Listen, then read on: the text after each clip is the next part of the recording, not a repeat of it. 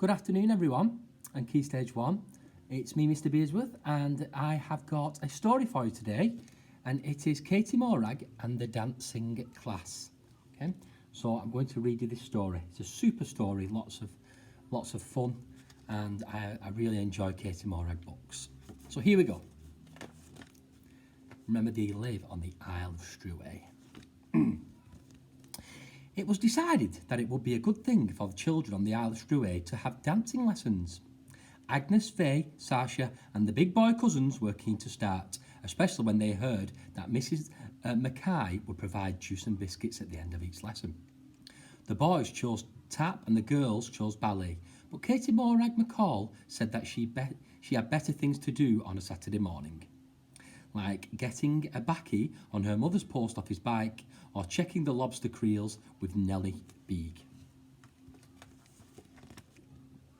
But Granny Island said that the ballet would be good for Katie Morag's coordination. Grandma Mainland had already ordered pink pumps and a leotard from a dance shop on the main island. She was also sewing a frilly skirt for Katie Morag. She longed to see her granddaughter in a pretty outfit instead of that old jumper and skirt and those dreadful wellies. Katie Morag loved her wellies. She dreaded the thought of ballet lessons, but it had all been decided by her two grandmothers.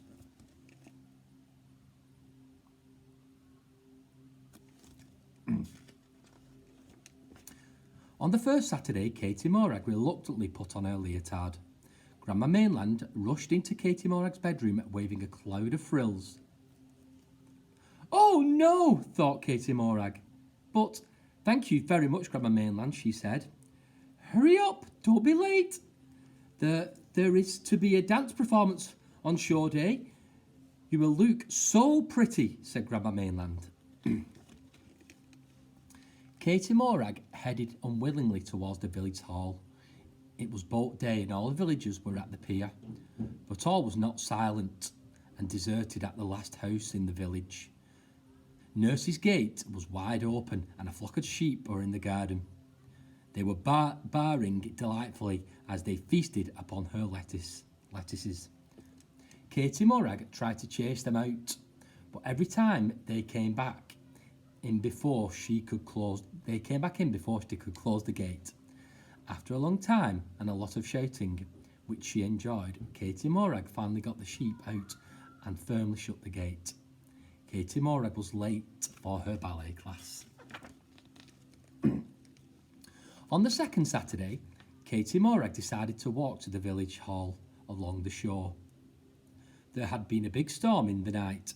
She was on the lookout for anything interesting washed up on the tide line. Once she had found a frisbee, which she gave to Liam for his birthday, and then there was the terrible time when she had been in a bad mood and she had kicked her old teddy into the sea. Oh!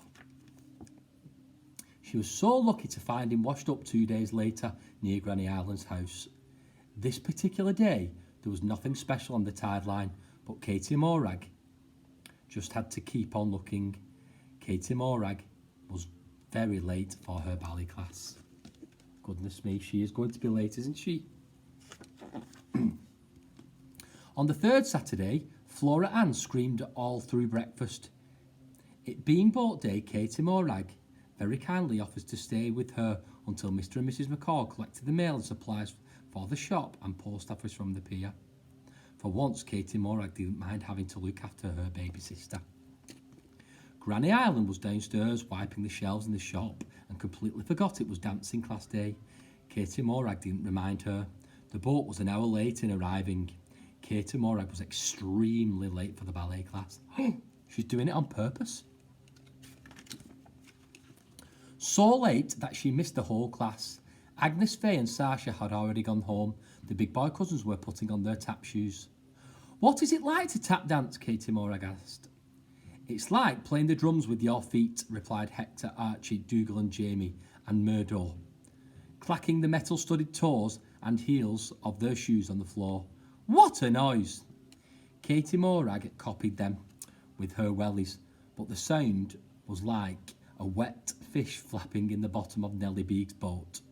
"You have to have metal bits," laughed Jamie. Mrs Mackay had been listening.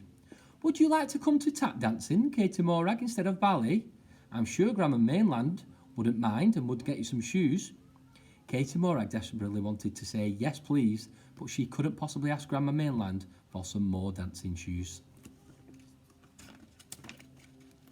That night, Katie Morag was staying over at Grandma Island's. She told Grandma Island the whole sad story.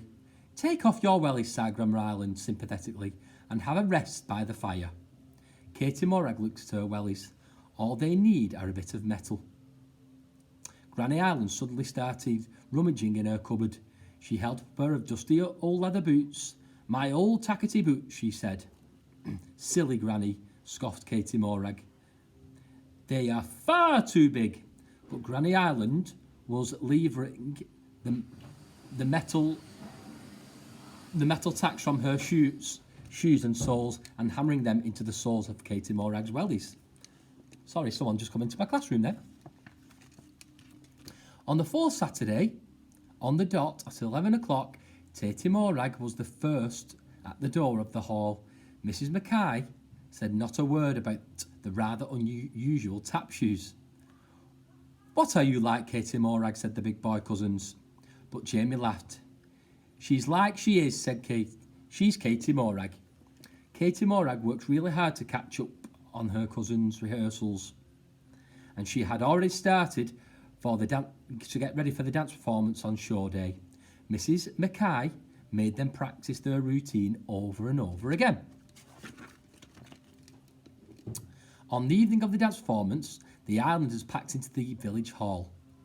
The two grandmothers were in the front rows, Grandma Mainland dressed up in all her fine-looking clothes and looking forward to Katie Morag in the front row.